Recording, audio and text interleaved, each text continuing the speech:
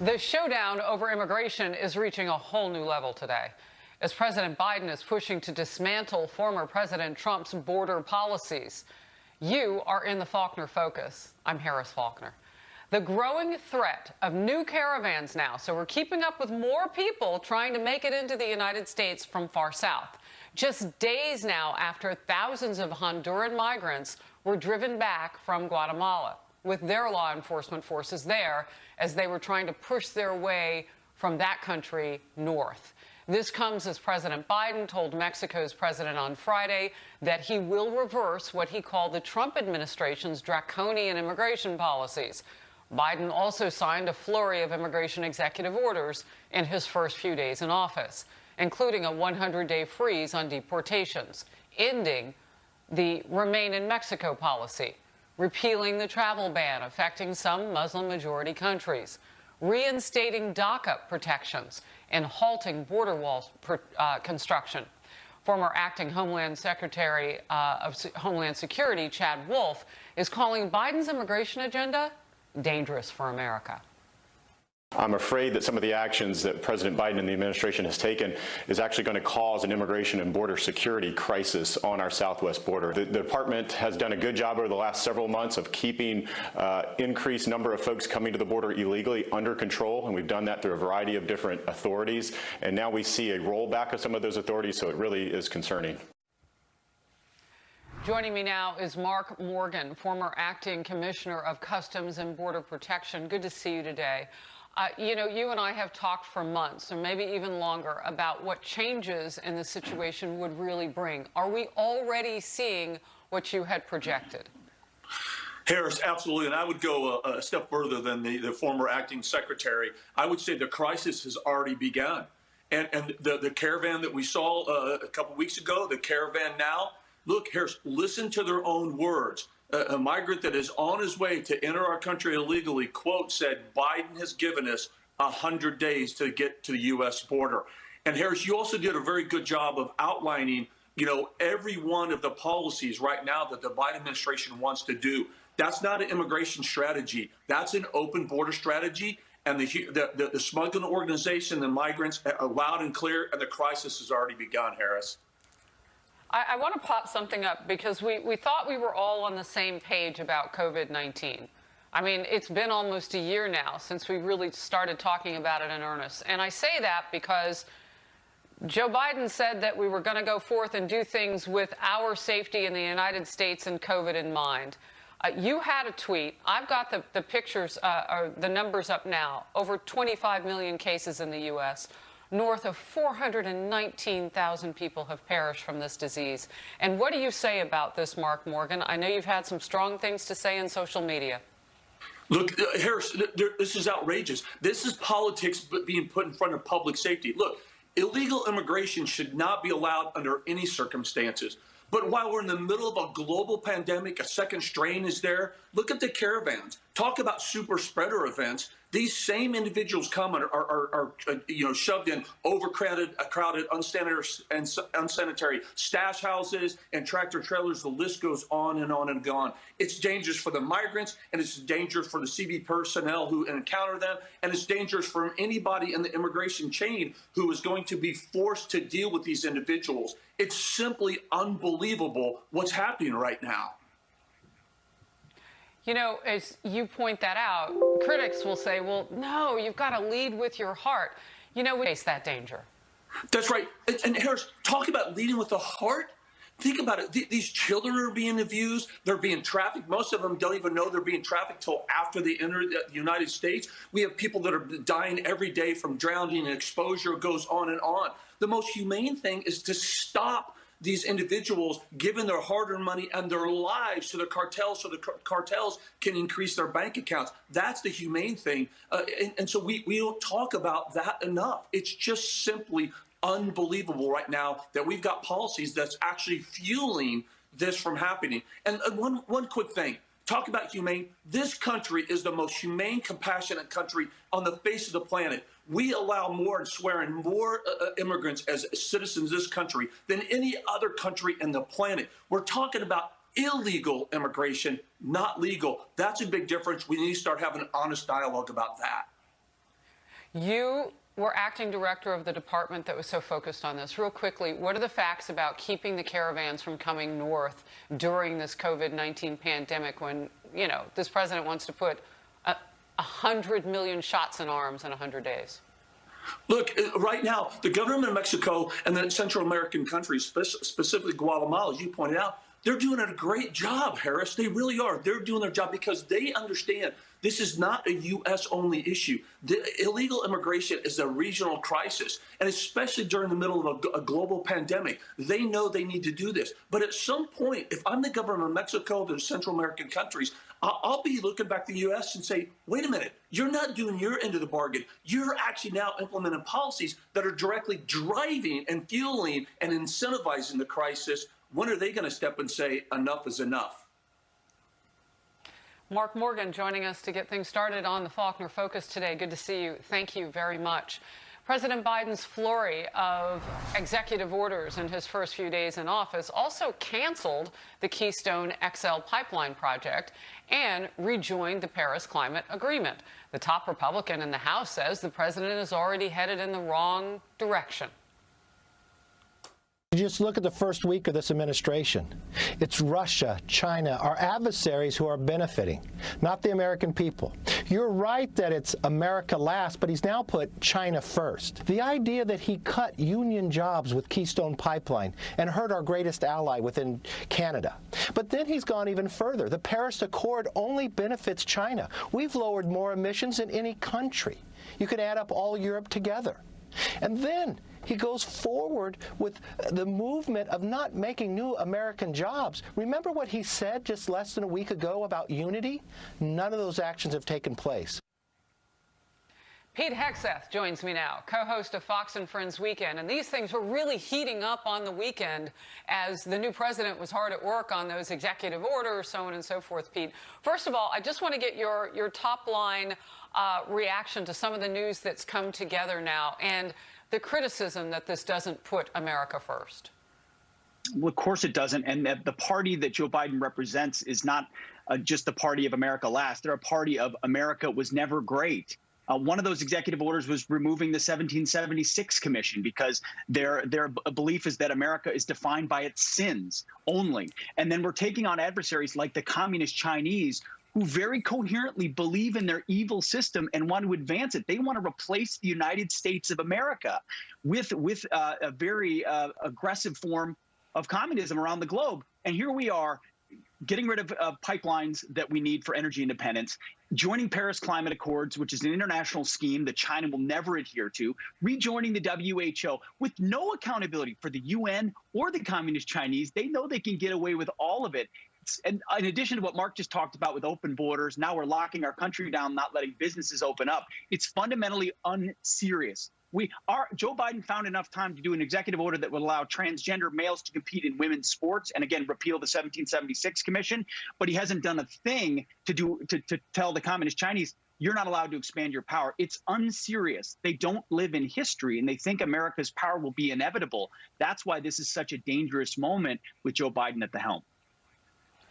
Well, look, Pete, I mean, you know, the argument is that the president would be able to do it all. He would be able to take care of LGBT community issues and lead the country on these other issues, keeping us safe from COVID and so on and so forth, and lead on the economy. I mean, that's what Democrats have said all along, walk, chew gum at the same time. Is the honeymoon over is the big question, though, because, you know, there are senators now, after the 16 bipartisan senators met while you were on watch this weekend, and it sounded like it was going to be a kumbaya, but some come out and they're very critical.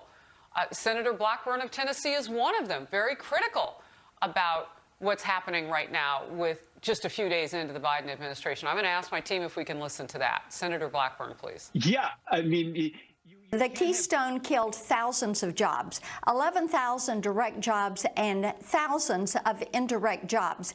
It took money out of the economies in some of these rural areas where the pipeline was going. It puts China in the driver's seat. When you look at the Paris Climate Accords, China is cheering because it means that we're going to be submitting to the will of other countries, and China is the biggest polluter that is out there. China is cheering, Pete. Is that fair? Yes, it is.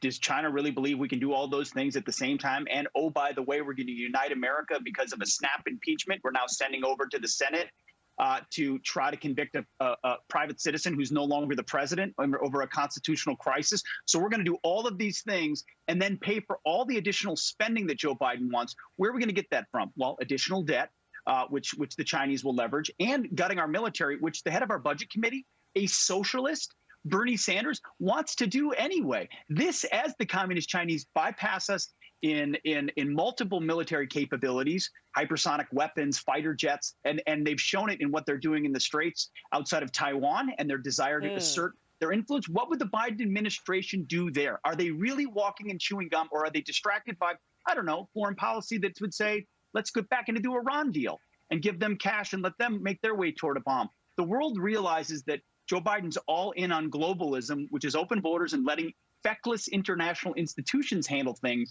when dictators and evil countries know that the only thing that defends freedom in this world, and we should be responsible about it, and when we use it, is a strong America and a strong American economy and a strong American military. I don't think there's a lot of faith that this administration could deliver on any of those things.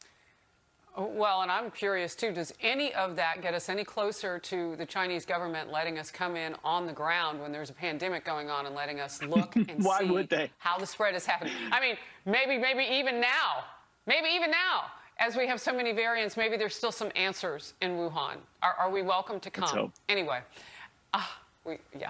Hours now, of course from we're not. now, Speaker Nancy Pelosi will send House managers to formally walk the article of impeachment against former President Trump to the Senate. That will charge him with inciting insurrection at the Capitol January 6th.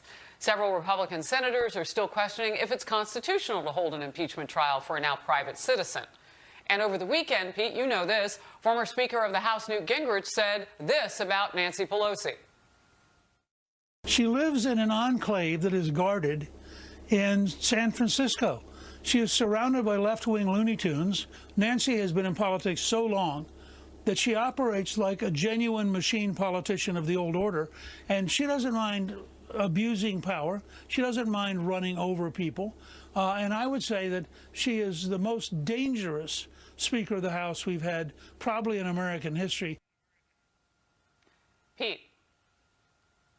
Bravo, Newt Gingrich. Who could say it better than that? And she's also outsourced management of this to Eric Swalwell, who we still don't know, speaking of China, what his actual ties are. So she is obsessed with Donald Trump, as everyone else on the Democrat side has been, which is a total distraction from whatever agenda they want to advance. And again, they did it snap. They did it right away. They said, we've got the crisis opportunity to impeach him and hopefully, from their view, prevent him from running again. Then more information has come out. You always need time. That's why anyone who's on trial gets time to build a defense, and you put the facts together. And I think you're going to see Senate Republicans brush this aside, both on the information at hand as well as procedurally and constitutionally. But Nancy Pelosi is determined to keep losing seats in the House, so she is a former speaker from San Francisco by 2022. And her agenda is so radical, even beyond impeachment, that I think the American people will further realize that Democrats and socialists don't want to make their lives better. They want to send them government checks and get them hooked on them. And the lockdown and the COVID situation is part of what they've done with that as well. Impeachment, not going to go well for them. I wonder how much of the press is, or the push is against Nancy Pelosi, even within her own party. Remember just a few days ago when they were holding the new speaker vote, it was so squeaky tight, just 7 or 8 votes. She brought in COVID positive tested members to vote in her favor to secure it. Reportedly. Harris, you came in a little broke. Oh, go ahead. I'm just talking about how squeaky tight the role was to try to get Speaker of the House her next term, and that there were COVID positive people brought in who were allowed to vote in that very tight round. So it may not just she doesn't be have real Republicans control. who are a little bit She doesn't have real control of her own caucus, Harris. That's the problem. She's had enough votes for one moment, but she's got these far left members, even further left than her, which are driving the agenda. Walking Dead is bucking Hollywood and pushing back against the cancel culture. Why he says his message needs to get out. He's with me live. That's him. Here's some of the headlines that we're following for you this hour. California Governor Gavin Newsom has just lifted stay-at-home orders across his state. Restaurants in most counties will now be allowed to open for outdoor dining, and salons can resume indoor appointments. Former White House Press Secretary Sarah Sanders has announced she is running for Arkansas governor in 2022. She aims to replace Governor Asa Hutchinson, who is now term limited. Sanders, of course, no stranger to the governor's mansion in Little Rock. She is the daughter of former Governor Mike Huckabee. And for the first time in 38 years, you won't be seeing a Budweiser beer commercial during the Super Bowl. Anheuser-Busch has made the decision to sit this one out, joining Coca-Cola and Pepsi. They say they will donate the money normally spent on the ads to coronavirus vaccination efforts. It's like a group of kids started yelling at them. In a statement, Tacoma police said, quote, people hit the body of the police vehicle and its windows as the officer was stopped in the street. The officer, fearing for his safety, tried to back up, but was unable to do so because of the crowd. The officer had his lights and sirens activated. While trying to extricate himself from an unsafe position, the officer drove forward, striking one individual and may have impacted others. We do know that 2 people were taken to the hospital. 1 has since been released. The officer has been put on paid administrative leave, as you mentioned, and the Tacoma mayor called on the city manager and the police chief to ensure that all those responsible are held accountable. Harris? Dan Springer, thank you very much. Several states and large have a chance to repeat and get to do it against the best. I mean, it's something special.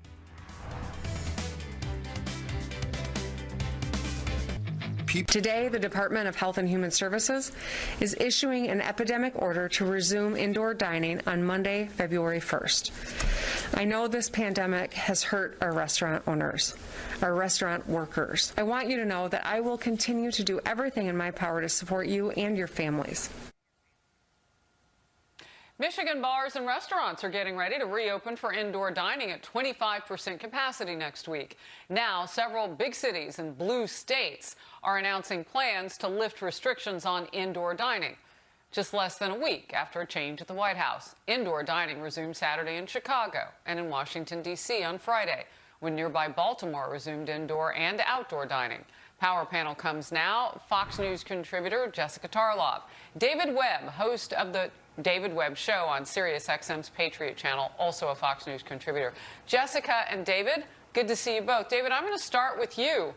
Why now? Look at your watch. What changed? Well, what changed is, I guess, the political calculus now matters.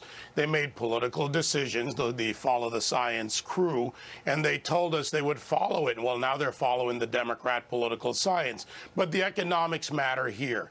25% capacity is not enough to keep a restaurant open, and maybe they didn't study business, but you need at least 30 to 40% in the door just to open the doors before you get to even the points of profitability. You have to maintain, then you have to be profitable. So this is really a failure by these liberal decisions, liberal mayors, liberal governors, in a successful effort to remove President Trump and hurt Republicans while they destroyed lives from a health perspective and livelihoods from a business perspective all around America. Jessica, you know, I'm looking. We are in a world of hurt right now. I mean, the numbers are just heartbreaking for COVID. So, but you want to reopen in those blue states and big cities now, not you personally, but those governments, those leaders. What is happening? I say, look at your watch. What changed? Because it's only getting worse right now. Well, they're not able to put as many shots in arms as we need to. No, absolutely, and I know that the Biden administration is fully focused on ensuring that we do meet that 1 million vaccinations a day plan so that we can get to 100 million in the first 100 days. Actually need You're more absolutely than that. right. We're losing around 4,500 Americans each day. ICUs are packed. But I was looking at what's been released from Governor Newsom's office, for instance, and they are looking at projections for hospitalizations over the next month. This is information that hasn't been made publicly available yet, but that's what they're going on. That is good news if these vaccinations are moving us closer to a place where we can be doing things like dining. But Harris, you and I have talked about this a number of times. Lower the closures of restaurants when they were shutting everything down. I don't understand. I don't disagree with you. And were they as following a New the Yorker, science or I've been not? saddened, obviously, walking around to see this. But I would add that, like in New York City, for instance, indoor dining shut down on December 11th, well over a month after President Trump legally and lawfully lost the election. So this wasn't something that's happening necessarily in these big blue cities and states just because they wanted to give Biden a pat on the back. They did this in December and later in November. So it wasn't about the election. David. Yeah, Jessica doesn't follow the facts very well in this. First of all, calculations for ICU beds, except for community hospitals, is based on available staff. If a staff member gets sick on that floor, they remove the staff. That reduces capacity. That's actually how you account for beds. So when they told us capacity was down, it was actually not down. Conversely, when you look at infections and recoveries, the data contradicts that. They made bad decisions, deadly decisions in some cases, not following both the facts, the economics, and the data. And now, you're right, Harris, when the trajectory is different, well, Biden comes out and says, you remember the dark winter? He's not going to shut down the economy. He's going to shut down the virus. Well, Biden just said, it's in the front page of Fox News, that this is going to continue. The pandemic trajectory is wrong. So come on, tell me which one. And as far as the million shots, 100 million doses, I had this discussion on August 20th with the vice president. After numerous interviews with members of the task force, this plan was laid out, but Biden said he didn't inherit a plan. The plan has issues, but there's been a plan because you didn't accidentally get over 36 million doses in arms. Well, look, I mean, we were close. We were above 500,000 doses in arms when President Trump was rolling this out in the beginning. Yes, woefully short of where we need to be. But now, if you're shooting for 1 million, you're still woefully short of where we need to be. I'm going to scoot to this. Taxpayers across America could end up paying the bill for San Francisco to house its homeless people in hotels, thanks to an executive order signed by President Biden. It makes certain kinds of emergency housing for the homeless eligible to be fully reimbursed through September. San Francisco has one of the highest homeless populations in the nation and reportedly spends $15 to $18 million a month to house more than 2,200 people in about 25 hotels.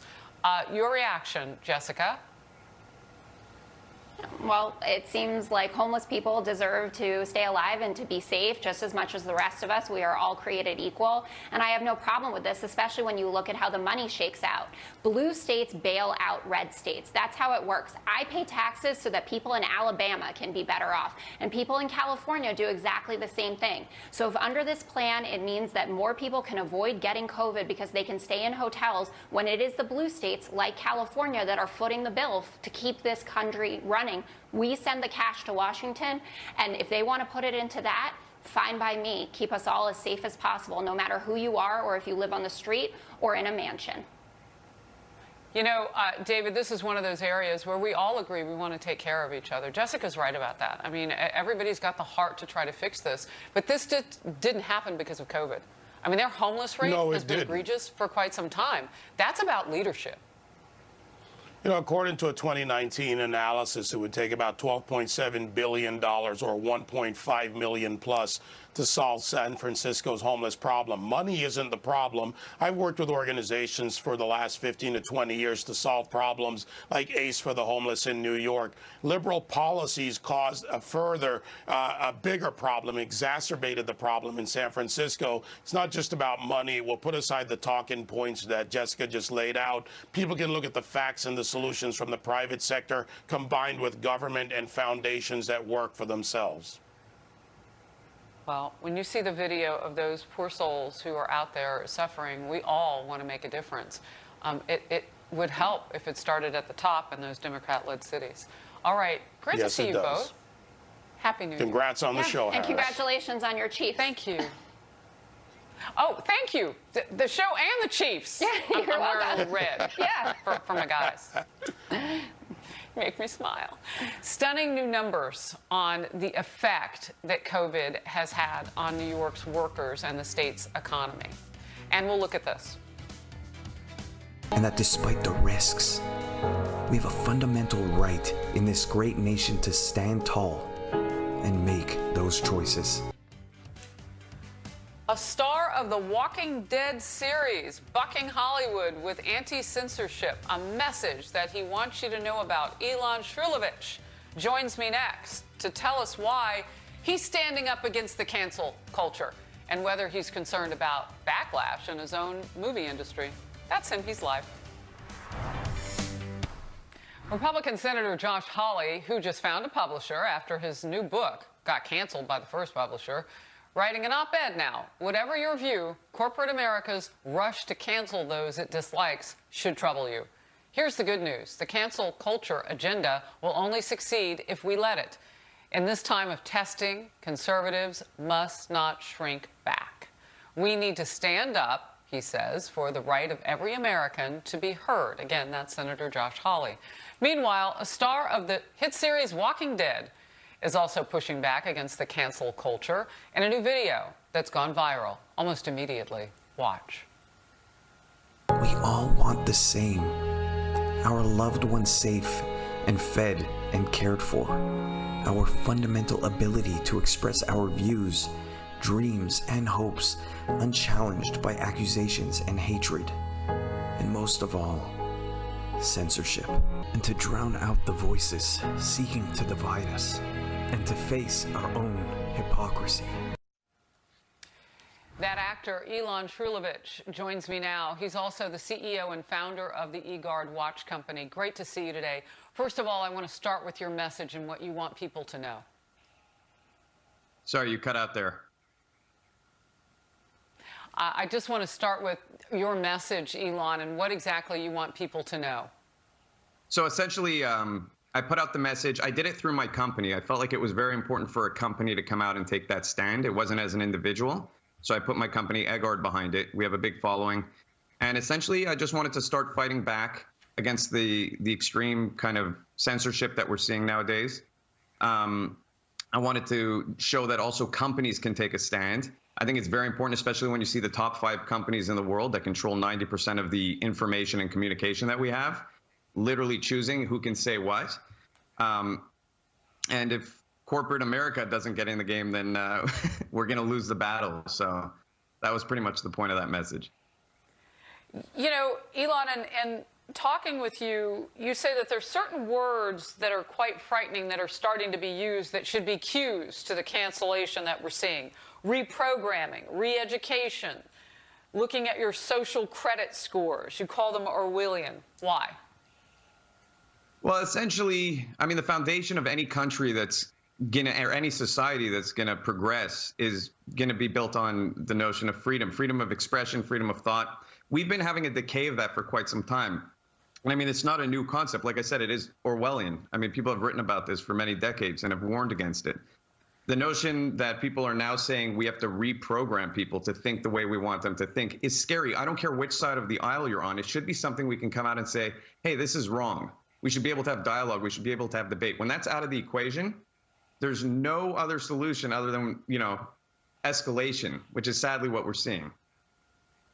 Yeah, when you see someone like a Congresswoman Alexandria Ocasio-Cortez calling for that, you know, de-radicalization or reprogramming, if you will, and spending taxpayer money to do it with those in opposing views. That's what you're talking about.